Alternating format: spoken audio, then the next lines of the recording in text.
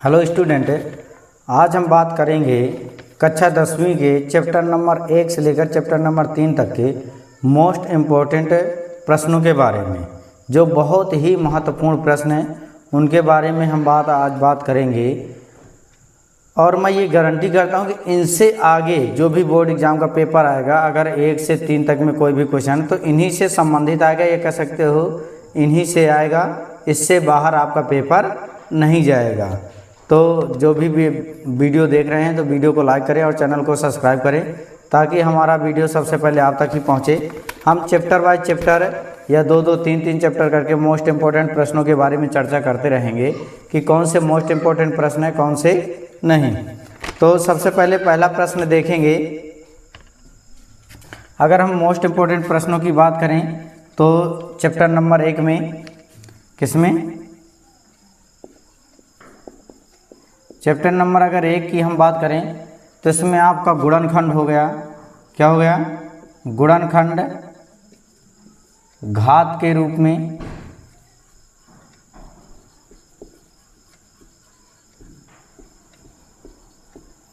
और इसके बाद दूसरा नंबर हो गया एलसीएम एचसीएफ।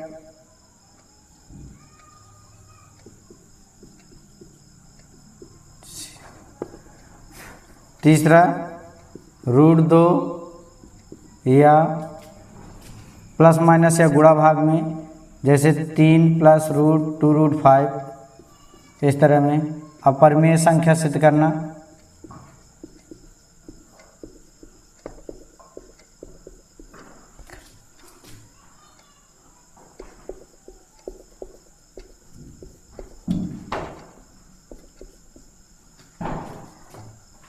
इसके बाद अगर हम आगे बात करें दूसरे चैप्टर में,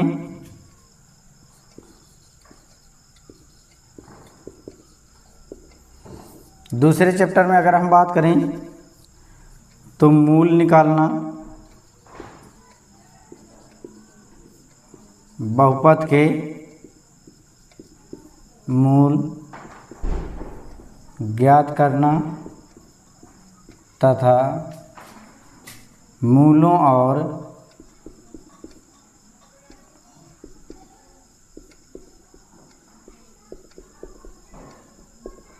गुणांकों के बीच संबंध की सत्यता की जांच करना।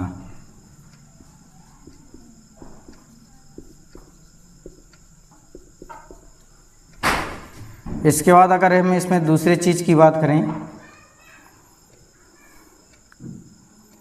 तो द्विघात बहुपद बनाना।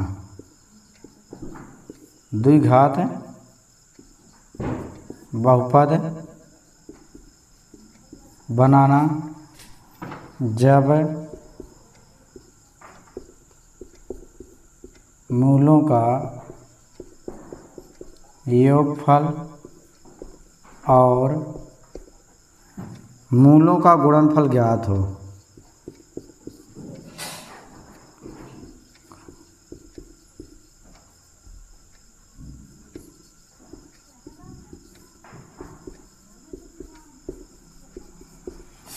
इसके बाद हम तीसरे चैप्टर में बात करेंगे।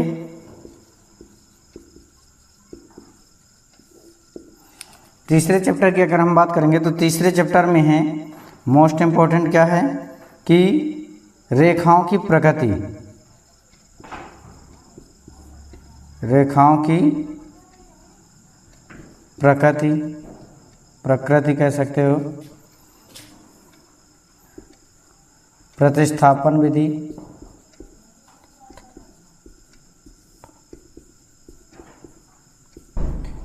और विलोपन विधि।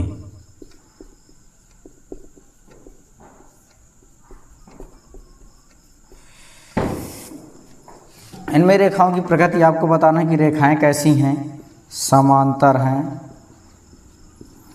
कि समपाती हैं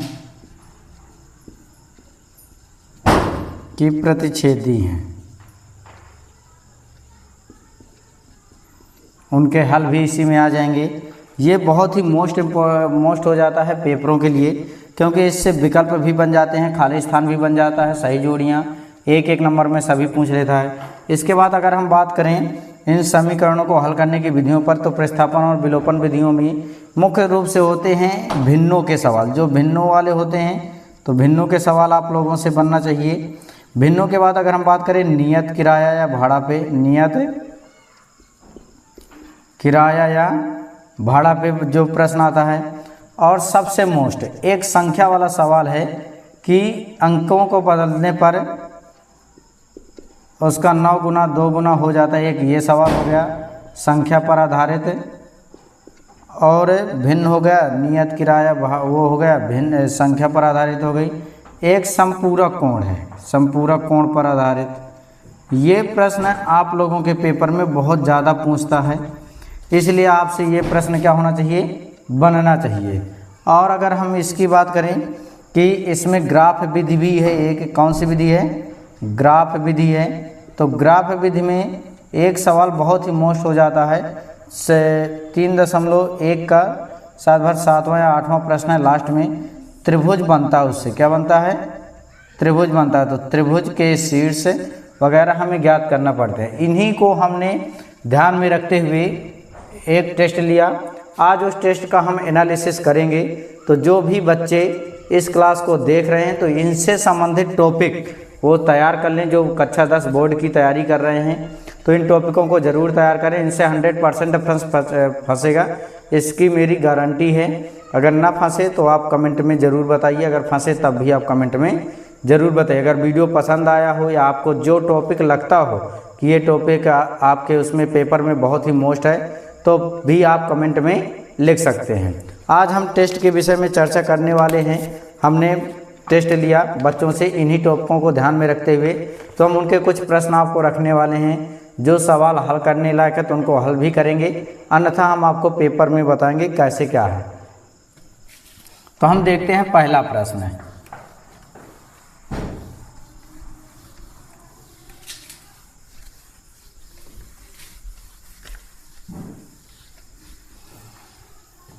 अगर हम पहले प्रश्न की बात करें तो पहला प्रश्न है,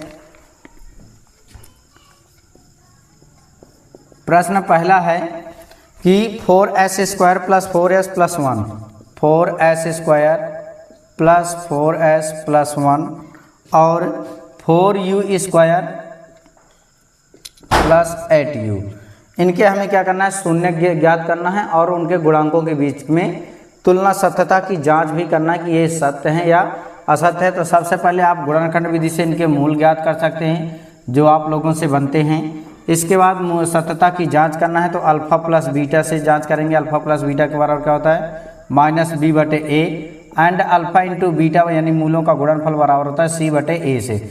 जब अल्फ़ा बीटा ज्ञात हो जाएंगे तो इनमें रखेंगे तो ये हमारे सत्यता की जाँच के क्या हो गए, एक प्रकार से फार्मूले भी हो गए और द्विघात बहुपद बनाने में काम भी आएगा। इसके बाद दूसरा प्रश्न है, प्रश्न नंबर दूसरा जो है उसमें प्रश्न कर रहा है, एक द्विघात बहुपद ज्ञात कीजिए जिसके शून्यकों का योग तथा गुणनफल क्रमशः दी गई है। यानी अगर हम पहले प्रश्न की बात करें तो इसमें दिया है अल्फ़ा धन बीटा यानी मूलों का योग या शून्यकों का योग -5 और अल्फ़ा इंटू बीटा बराबर दिया है -1/4। इसी तरह दूसरा प्रश्न है अल्फ़ा धन बीटा बराबर √5 और अल्फ़ा इंटू बीटा बराबर है 0। तो इससे हमें द्विघात बहुपद बनाना है तो इनका हम डायरेक्ट फार्मूला लिखते हैं। जो द्विघात बहुपद का फार्मूला होता है द्विघात बहुपद, तो द्विघात बहुपद का फार्मूला क्या होता है, द्विघात बहुपद बनाने का फार्मूला कह सकते हैं x² minus alpha plus beta into x plus alpha into beta. अगर द्विघात समीकरण पूछे, क्या पूछे, द्विघात समीकरण, तो बराबर में आपको 0 लगाना है, लेकिन ये द्विघात बहुपद है इसलिए हम बराबर में 0 नहीं लगाएंगे, इसमें हम मान रख देंगे, हमारा आंसर आ जाएगा। इसके बाद अगर हम तीसरे प्रश्न की बात करें तो अभाज्य गुणनखंडों को गुणनफल के रूप में लिखना है। तो ये आप लोगों से बहुत अच्छी प्रकार से बनते हैं। तीसरे प्रश्न में अगर हम पहले प्रश्न की बात करें तो ये दिया है 7429 और दूसरा दिया है 3885। 3885। तो इनको सबसे पहले आपको गुणनखंड करना है। गुणनखंड करने के बाद जो भी एक से ज़्यादा है तो उसको हमें घात के रूप में लिखना है। किस रूप में लिखना है? घात के रूप में। इसके बाद अगर हम बात करें प्रश्न नंबर 4 की, किसकी बात करें? प्रश्न नंबर 4 की, तो HCF दिया है दो संख्याओं का। क्या दिया है? HCF दिया है। दो संख्याएं कौन कौन सी हैं? 306 और 657। इन दो संख्याओं का HCF दिया है 9। LCM ज्ञात करना है। क्या ज्ञात करना है? LCM हमें ज्ञात करना है। तो LCM कैसे ज्ञात करेंगे? तो जांच का इसका फार्मूला होता है चेक करने का कि A into B equal to LCM into HCF, यानी दो संख्याओं का गुणनफल उनके लासा और मासा के गुणनफल के क्या होता है? बराबर। जब हम इसमें LCM की बात करेंगे तो LCM का मान आ जाएगा A into B upon HCF, यानी दोनों संख्याओं के गुणनफल में हमें किसका भाग करना है? HCF, यानी 9 का अगर इसके गुणनफल में भाग दे दे तो आंसर आ जाएगा। आंसर कुछ आता है 22,338। इसी तरह कुछ है तो आप ज्ञात करके कमेंट में ज़रूर बताइए कि आपका सही है या नहीं है। प्रश्न नंबर 5वें में देखना है। प्रश्न नंबर 5वां है पहले चैप्टर से। पहला चैप्टर उसमें रूट में हमें सिद्ध करना है कि रूट 2 एक क्या है? अपरिमेय संख्या है। और 5 रूट 7 प्लस 2 ये भी क्या है? अपरिमेय संख्या है। यानी इसको भी हमें दोनों को सिद्ध करना है कि ये अपरिमेय संख्याएं हैं। अपरिमेय संख्याएं हैं। इन दोनों को हमें सिद्ध करना है कि ये दोनों कैसी हैं? अपरिमेय संख्याएं हैं। तो ये सवाल पहले चैप्टर से है, ये भी पहले चैप्टर से है, ये भी पहले चैप्टर से, यानी ये तीनों प्रश्न पहले चैप्टर से हैं। इसके बाद अगर हम इनकी बात करें तो ये दोनों प्रश्न ही दूसरे चैप्टर के हैं, यानी पहले और दूसरे से संबंधित सवाल हो गए। आपके प्रश्न में इसी प्रकार के सवाल पूछेगा 100% क्लियर। यदि आपको लगता है कि इनके अलावा भी कोई क्वेश्चंस आ सकते हैं, इनके अलावा कोई किसी संबंधित क्वेश्चन आ सकता है तो कमेंट में आप ज़रूर बताइए। हम अगले वीडियो में उनको भी लेने का प्रयास करेंगे या अगले टेस्ट में उनको भी ज़रूर लेंगे। इसके बाद अगर हम बात करें 5वें के बाद 6वें प्रश्न की, तो 6वां प्रश्न है 2x प्लस 3y बराबर 11। 2x प्लस 3y बराबर 11। दूसरा समीकरण है 2x माइनस 4y बराबर माइनस का 24। ये दो समीकरण हैं। इन दोनों समीकरणों को हल कीजिए और इससे वह मान ज्ञात कीजिए जिसके लिए y बराबर mx प्लस 3 हो। y बराबर mx प्लस 3 में अगर रखें तो m की वैल्यू आ जाए। तो सबसे पहले इनको क्या करना है? प्रतिस्थापन विधि से किससे हल करेंगे? प्रतिस्थापन विधि से। इसमें विधि का नाम तो दिया नहीं, तो आप विलोपन से भी हल कर सकते हैं। चाहे प्रतिस्थापन से करें आप, चाहे विलोपन से करें, किसी भी विधि से निकाल के, किसी भी विधि का प्रयोग करके x और y के मान निकाल के आपको इसमें रख देना है। तो इससे m का मान आ जाएगा। y का मान 5 आएगा और x का मान लगभग माइनस का 2 आ जाएगा। तो इस प्रकार से m का मान कितना आ जाएगा? माइनस का 1। कमेंट में आप ज़रूर बताइए कि क्या आपका आंसर सही है या गलत, और हल करके ज़रूर बताइए। प्रश्न नंबर 6वां है। प्रश्न नंबर 6वां भिन्न से संबंधित है। यदि किसी भिन्न के अंश और हर दोनों में 2 जोड़ दिया जाए तो वह 9/11 हो जाती है। यदि अंश और हर दोनों में 3 जोड़ दिया जाए तो वह 5/6 हो जाती है। वह भिन्न ज्ञात करना है। तो भिन्न में क्या होता है? अंश और हर होता है। क्या होता है? अंश और हर। तो मान लेंगे, माना किसी भिन्न का अंश और हर, भिन्न का अंश x है तथा हर क्या है? y है। तो भिन्न क्या बनेगी? तो भिन्न आपके पास बनेगी x/y। ये आपकी भिन्न हो गई। इसके बाद इसमें जो भी दे है उससे समीकरण बनेंगे। तो समीकरण में बनेगा पहले प्रश्नानुसार क्या रहेगा कि दोनों में 2 जोड़ दिया जाए, अंश और हर दोनों में 2 जोड़ना है। तो x प्लस 2/y प्लस 2 बराबर क्या हो जाता है? 11, एक इससे समीकरण बनेगा। दूसरा पुनः प्रश्नानुसार कह रहा है 3 जोड़ दिया जाए, यदि अंश और हर दोनों में 3 जोड़ दिया जाए तो इस बार 3 जोड़ना है तो x प्लस 3 बटे वाई प्लस 3 बराबर क्या हो जाती है 5/6, तो 5/6 हो जाती है। इससे दूसरा समीकरण बनेगा, इससे पहला समीकरण बनेगा। अब इन दोनों समीकरणों को हल करना है, यानी आप पहले समीकरण बनाएंगे फिर उसके बाद आपको क्या करना है, हल करना है। फिर x और y के मान निकाल के इसमें रख देंगे तो क्या हो जाएगी, भिन्न बन जाएगी। कमेंट में इसका आंसर आप ज़रूर बताइए कि आपका कितना आंसर आया था, कितना नहीं आया। इसके बाद अगर हम प्रश्न की बात करें, सॉरी ये 7वां प्रश्न है, 6वां इसमें लिख गया है।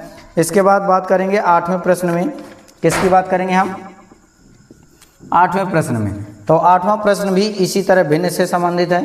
तो भिन्न से संबंधित है उसमें भी यही हम मानेंगे कि मान लेंगे, माना अंश क्या है, अंश क्या मानेंगे x मानेंगे, हर क्या मानेंगे y, तो भिन्न क्या बनेगी, तो भिन्न बन जाएगी x/y।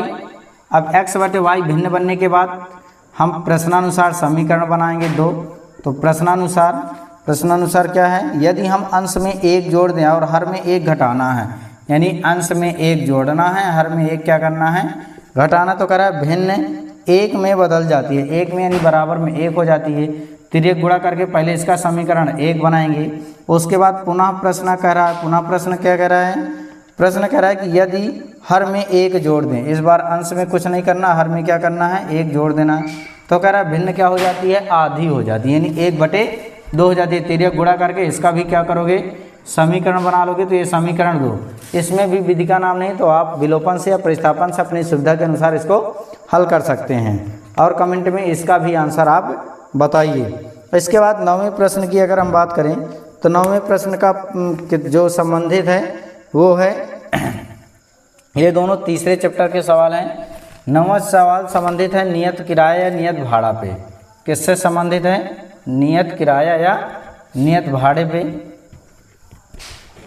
जिसको भी स्क्रीनशॉट चाहिए कमेंट में सॉरी वीडियो को रोककर आप स्क्रीनशॉट ले सकते हैं, हल करके आप कमेंट जरूर बताइए कि आपका आंसर कितना आया।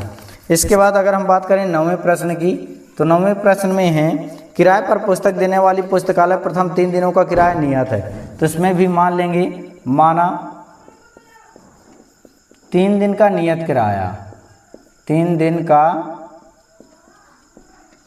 नियत किराया क्या मानेंगे, x रुपए। अतिरिक्त दिन का किराया, अतिरिक्त दिन का किराया, अतिरिक्त दिन का किराया क्या मानेंगे, y रुपए प्रति दिन, यानी जितने भी दिन रखेंगे उसका y दिन। अब इसमें कह रहा है कि सरिता ने 7 दिन तक एक पुस्तक रखने के लिए 27 रुपये अदा किए, जबकि सुशी ने 5 दिन तक पुस्तक रखने के लिए 21 रुपये दिए। अब इसमें देखते हैं तो सरिता जो है कौन है, सरिता 7 दिन किताब रखती है, कितने दिन, 7 दिन रखती है, तो कितने रुपए देती है, 27 रुपये। तो 7 दिन में 3 दिन तो चला गया, 3 दिन चला गया तो कितना हो गया, x 3 दिन का हो गया। कितने दिन बचे, 4 दिन बचे, तो कितने y हो जाएगा, 4y बराबर 27। समीकरण 1 ये हो गया। फिर सुशी की अगर हम बात करें, सुशी 5 दिन तक रखती है किताब, कितने दिन तक, 5 दिन तक, और कितने रुपए देती है, 21 रुपये देती है। कितने रुपए, 21 रुपये देती है। तो 5 दिन जब रखती है तो 5 दिन में 3 दिन का तो x हो गया। अब y कितने दिन बचे, 2y बराबर कितने रुपए हो गए, 21 रुपये। ये समीकरण कौन सा हो गया, दूसरा हो गया। तो इन दोनों समीकरणों को आप चाहे विलोपन से हल करें या प्रतिस्थापन से। अगर हल करेंगे विलोपन से तो ये कट जाएगा, 2y बराबर कितना बचेगा, 6, यानी y बराबर कितना आ जाएगा, 3 रुपये। y बराबर कितना आ गया, 3 रुपये आ जाएगा। और x बराबर कितना आएगा, 15 रुपये आएगा। कमेंट में ज़रूर बताइए कि आपके आंसर सही हैं या नहीं। फिर कह रहा प्रत्येक दिन का किराया ज्ञात कीजिए। इसके बाद प्रश्न नंबर 10, अगर हम बात करें प्रश्न नंबर 10वें की, तो 75 और 35 का गुणनखंड विधि से एलसीएम और एचसीएफ निकालें, ये आप सभी से बनता है। प्रश्न नंबर 11वें की बात करें तो प्रश्न नंबर 11वें का पहला प्रश्न है। प्रश्न कह रहा है कि द्विघात बहुपद का मानक रूप, तो द्विघात बहुपद का मानक रूप क्या होगा, ax² plus bx plus c। अगर कह देगा द्विघात समीकरण बनाइए तो द्विघात समीकरण में बराबर में क्या लग जाएगा, 0। अगर द्विघात बहुपद कहेगा तो द्विघात बहुपद में क्या लगेगा, बराबर में 0 नहीं होगा। सिर्फ द्विघात समीकरण और बहुपद में इतना ही अंतर है। दूसरा प्रश्न कह रहा है कि समांतर रेखाएं कब होती हैं, तो समांतर रेखाएं कब होती हैं, जब a1/a2 बराबर b1/b2 does not equal c1/c2 हो। तीसरा प्रश्न कह रहा है अल्फा धन बीटा बराबर -b/a होना चाहिए। इसके बाद 12वां प्रश्न कह रहा है कि x - 1 + y बराबर 0 और 3x धन 2y - 12 बराबर 0 का ग्राफ खींचना है। ग्राफ खींचने के बाद आपको ये बताना है कि इसमें त्रिभुज जो x अक्ष से संबंधित है वो त्रिभुज बन रहा है, तो त्रिभुज के निर्देशांक क्या हैं, तो कुछ ऐसा बनेगा, ये कुछ ऐसा बनेगा, तो ये त्रिभुज के क्या हो जाएंगे, निर्देशांक। तो आपको बताना है कि इस त्रिभुज के जो x अक्ष के ये दो बिंदु और ये जो आंसर आएगा प्रतिच्छेदी रेखाओं के कारण ये त्रिभुज बनेगा। तो इसका जो आंसर आएगा, तो त्रिभुज के अगर कोई भी नाम दे रहे हो तो त्रिभुज के तीनों निर्देशांक आप कमेंट में ज़रूर बताइए कि निर्देशांक क्या हैं। कोई भी मान लीजिए p q और अगर हम r मान लें तो p q और r के निर्देशांक आप कमेंट में ज़रूर बताइए। अब इसके बाद 1 से लेकर जो भी मैंने प्रश्न बताए हैं 1 से लेकर 12 तक में किसी भी प्रश्न में अगर आपको डाउट है या आपसे नहीं बन रहा है तो आप उसका ज़रूर बताइए कमेंट में।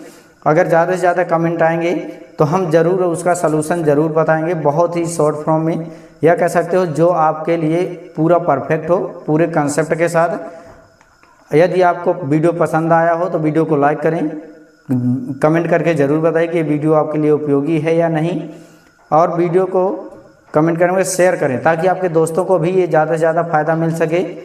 और चैनल को सब्सक्राइब करें, अगर सब्सक्राइब नहीं किया तो चैनल को सब्सक्राइब कर लें जिससे हमारा वीडियो सबसे पहले आप तक पहुँचे। Thanks for watching this video.